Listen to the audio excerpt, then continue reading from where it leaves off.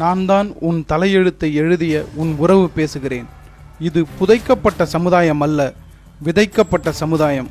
உண்மைகளை எடுத்துச் சொல்ல வந்திருக்கிறேன். உன் வழித்தோன்றல்களை தெரிந்து கொள்ள உனக்கு ஒரு சந்தர்ப்பம். வா, பின்னோக்கி உன் கடந்த கால வரலாற்றை காண. ஒரு சமூகம் எப்போது தன்னுடைய வரலாற்றை பதிவு செய்ய வேண்டும் என்று எண்ணுகிறதோ அப்போதே அந்த சமூகத்தின் பண்பாடு முதிர்ந்து விட்டது என்றுதான் அர்த்தம்.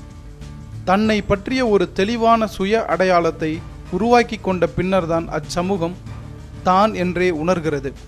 அந்த உணர்வில் இருந்துதான் தன்னுடைய இறந்த காலத்தை அடையாளம் கண்டு வகுத்து கொள்கிறது. அதை தன்னுடைய எதிர்கால நினைவுக்காக கையளிக்க வேண்டும் என்று திட்டமிடுகிறது. அதன் விளைவாகவே அது ஏதேனும் ஒரு வடிவில் தன் வரலாற்றை பதிவு செய்ய முயல்கிறது. இதன் முதன் விளைவாகவே இந்த ஆவணப்படம் உங்கள் முன்பாக சமர்ப்பிக்கப்படுகிறது. பார்க்கவ கோத்திரத்து வேளிர்கள். வேளிர் யார் என்ற கேள்விக்கு விடையாக குறிஞ்சி கோமான் கபிலர் அவர்கள் இருங்கோவேல் என்கிற வேளிர் குல அரசனை நோக்கிய பாடிய பாடல் இதோ. நீயே வடபால் முனிவன் தடவினுள் தோன்றி செம்பு புனைந்து இயற்றிய சேன் நெடும் புரிசை உவரை ஈகை துவரையாண்ட 49 வழிமுறை வந்த வேளிருள் வேலே. பாடலின் பொருளாக அறிஞர்கள் கூறுவது, வடக்கே இருந்த முனிவன் ஒருவன் எல்லா பக்கங்களிலும் மலைகளால் சூழப்பட்ட தடவு என்று சொல்லப்படும் இடம் ஒன்றில் வாழ்ந்தனர் உன் முன்னோர்கள். அந்த தடவிலிருந்து வந்தவர்கள் நீ. அவர்கள் வழியினன் நீ. செம்பால் அலங்கரிக்கப்பட்ட நெடிய உயர்ந்த மதிர்ச்சுவர்களை கொண்ட கோட்டைகளை உடையவன். விரும்பத்தக்க ஈகை தன்மை உடையவன். துவாரகை நகரத்தை ஆண்ட 49 வழிமுறை வந்த வேளிருள் சிறந்த வேல். போர்களில் வெற்றி பெற்ற தலைவா. தழைத்த மாலையை உடைய புலிகடிமாலே. புலியோடு சண்டையிட்டு கொன்ற வீரன் என்பதால் புலிகடிமால் என்றழைக்கப்படுகிறான். இவ்வாறு பார்க்க குலத்தின் இருங்கோவேல் தோற்றம் பற்றி கூறப்படுகிறது வரலாற்றில். தடவு என்ற சொல்லுக்கு மேற்கூறியவாறு மலைசூழ் இடம் என்றும் பலரும் பல விதமாக பொருள் கூறுகின்றனர். ஆனால் பொதுவாக வேளிர்கள் தம்மை ஏதேனும் ஒரு ரிஷியின் கோத்திரம் என்றே கூறுவார்கள். அவ்வாறாக மலையமான்கள் தம்மை பார்க்கவ கோத்திரமாக அறியப்படுகின்றார்கள். தடவு என்பதை வழிகாட்டுதல் என்றே பொருள் கொள்ள வேண்டும். ஏனெனில் முனிவர்களின் யாக நெருப்பிலிருந்து தங்களது குல முதல்வர்கள் தோன்றினர் என்று கூறும் கதைகள் நம்மிடம் காணப்படுகிறது. ஆனால் நெருப்பிலிருந்து மனிதன் தோன்ற இயலாது என்பதே யதார்த்தம். அப்படியெனில் யாக நெருப்பிலிருந்து தோன்றினர் என்பதை குலகுரு போதனை அல்லது வழிகாட்டுதல் படி வாழ்பவர்கள் என்றே பொருள் கொள்ள வேண்டும்.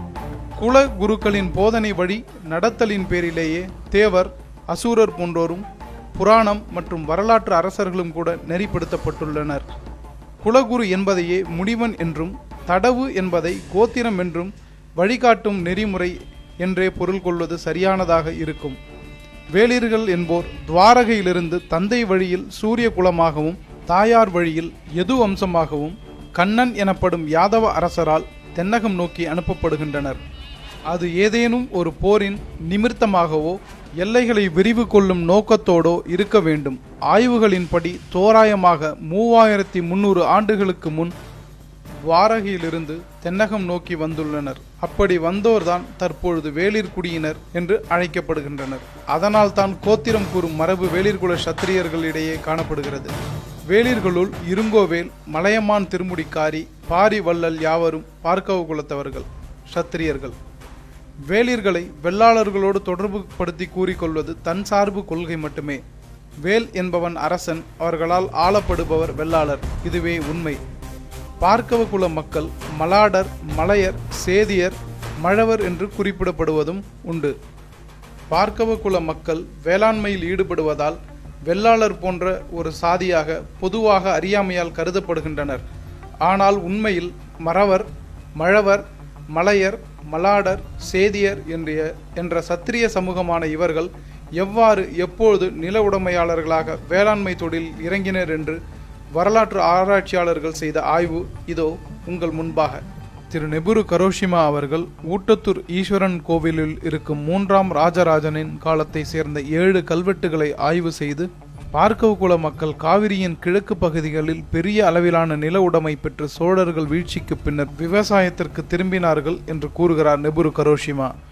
ஒரு முழு நேர போர்க்குடி 13ஆம் நூற்றாண்டு வாக்கில் வேளாண்மைக்கு திரும்பிற்று என்று உறுதி செய்கிறார். சித்திரமேழி பெரிய நாட்டார் என்ற அமைப்பில் நாட்டார் பதவியில் இருந்த இவர்கள் வெள்ளாளர்களில் இருந்து தம்மை வேறுபடுத்தி காட்டவே 12ஆம் நூற்றாண்டிலேயே தம்மை பார்க்கவ குல சத்திரியர் என்று அழைத்து கொண்டனர். மேலும் வன்னியரான சதாசிவ பண்டாரத்தார் கூட அதியர் மரபையும் மழவராயர் மரபையும் மலாடு நாடு பார்க்கவ குலம் மலையர் வம்சத்தை சேர்ந்தவர் என்கிறார்.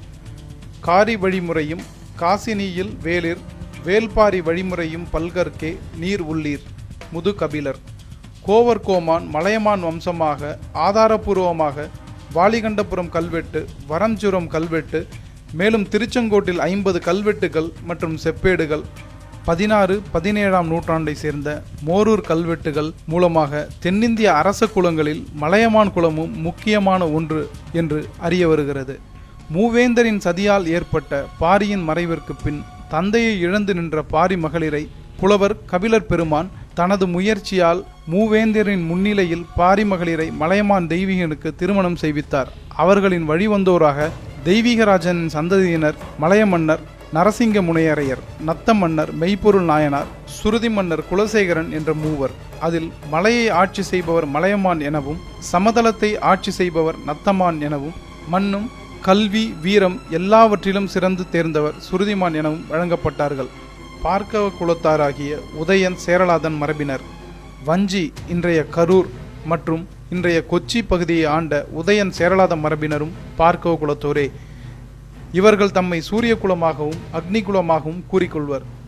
சங்க பக்தி கால சேரர்கள் சேரமான் பெருமாள் குலசேகரர் ஆகியோர் கரூரில் இருந்தே ஆட்சி புரிந்தனர்.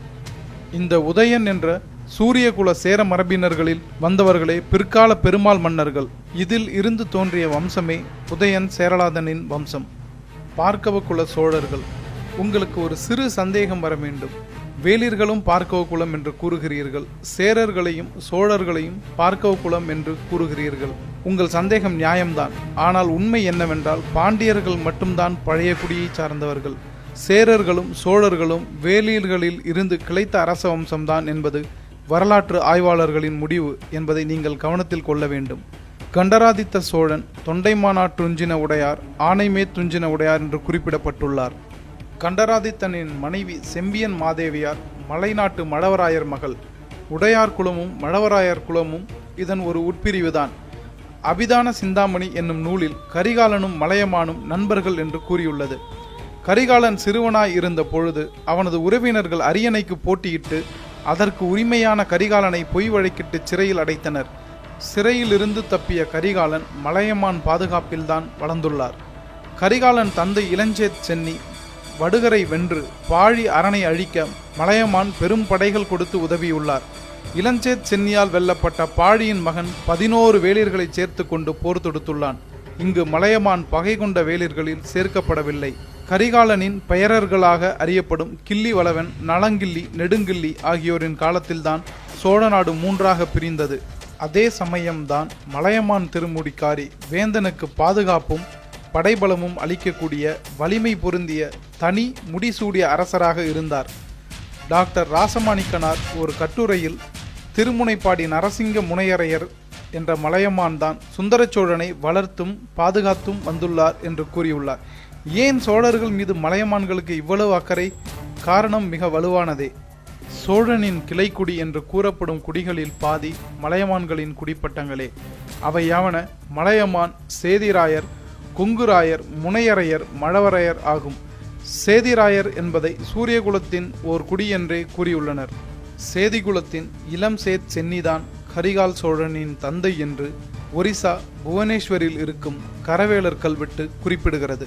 தமிழ்நாட்டில் சேதிகுலம் என்றும் சேதி நாடு என்றும் சேதிபர் கோன் என்று சொல்லப்படுவது இந்த பார்க்கவ குலத்தை சேர்ந்த மலையமான், நத்தமான், சுருதிமான்களைத்தான். சோழர்கள் பார்க்கவ குலத்தை சார்ந்தவர்கள்தான் என்பது ஆணித்தரமான முடிவு. இதில் எந்த தயக்கமும் தடுமாற்றமும் தேவையில்லாதது. சில ஆழ்ந்த வரலாற்று ஆய்வாளர்கள் பாண்டியர்களால் 426 ஆண்டுகளுக்கு பிறகு தஞ்சை கைப்பற்றப்பட்டு சோழர்களின் மாளிகை தீக்கிரையாக்கப்பட்ட பின்பு சோழர்களின் வம்சத்தார்கள் தில்லைஸ்தானத்தில் கொஞ்ச நாட்கள் இருந்து பின்பு சில காலம் செல்ல அரியலூர் மற்றும் அதனை ஒட்டிய பகுதிகளில் கலந்து மறைந்து விட்டார்கள் என்று கூறுகிறார்கள். இந்த பகுதிகளில் பார்க்கவ குலத்தோர் மிகுந்து வாழ்கிறார்கள். வானாதிராய பாண்டியர்களாகிய பார்க்கவ குலத்தோர். பாண்டிய குல மன்னர்களுள் வாணர் அல்லது வானாதிராயர் என்ற பெயருடையோர் சுமார் 500 ஆண்டுகள் தொடர்ந்து ஆட்சிப்பிடத்தை அலங்கரித்தனர். அவர்களுள் மிகவும் முக்கியமானவர்கள் திருமால் இருஞ்சோலை நின்றான், மாபலி வானாதிராயன், உரங்கா வில்லிதாசன் ஆகியோராவர். அவர்களின் பெயர்களே இவர்கள் வைணவ ஈடுபாட்டில் எத்துணை அளவிற்கு சிறந்து விளங்கினார் என்பது புலப்படுத்தும். இவர்களில் சில வானாதிராயர்கள் திருமால் இருஞ்சோலையை தலைநகரமாக கொண்டு ஆண்டனர். பாண்டியர்கள் இத்தலத்தோடு தொடர்புற்றிருந்ததை கூர்வேல் கோனெடு மாறன் தென்கூடற்கோன் தென்னன் கொண்டாடிய தென் திருமால் இருஞ்சோலையே என்கிறார் பெரியாழ்வார்.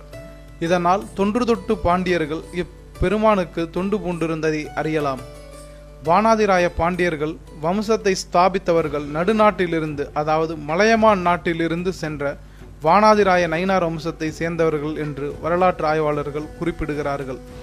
இன்றைய கேரள மாநிலத்தில் இருக்கும் தெய்வ திருமகன் ஐயப்பன் தோன்றியதாக கூறப்படும் பந்தள அரசர்கள் பார்க்கவ குல சத்திரியர்களாக தங்களின் வரலாற்றை கூறி தெளிவுபடுத்துகிறார்கள். தாங்கள் பாண்டியர்களின் வம்சத்தை சார்ந்தவர்கள் என்றும் கிபி 9ஆம் நூற்றாண்டு வாக்கில் பந்தளம் வம்சத்தை தோற்றுவித்தார்கள் என்றும் அறிவித்திருக்கிறார்கள்.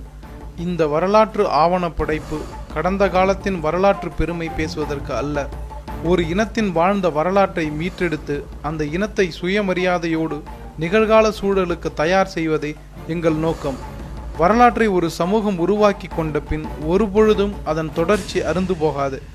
ஏனென்றால் வரலாறு என்பதே இறந்த காலத்தை நிகழ்காலம் வழியாக எதிர்காலத்துடன் இணைக்கும் ஒரு பெரிய சித்தரிப்பு தான். தொடர்ச்சியை உருவாக்குவதே அதன் இலக்கு. நாங்கள் தொடங்கிவிட்டோம்.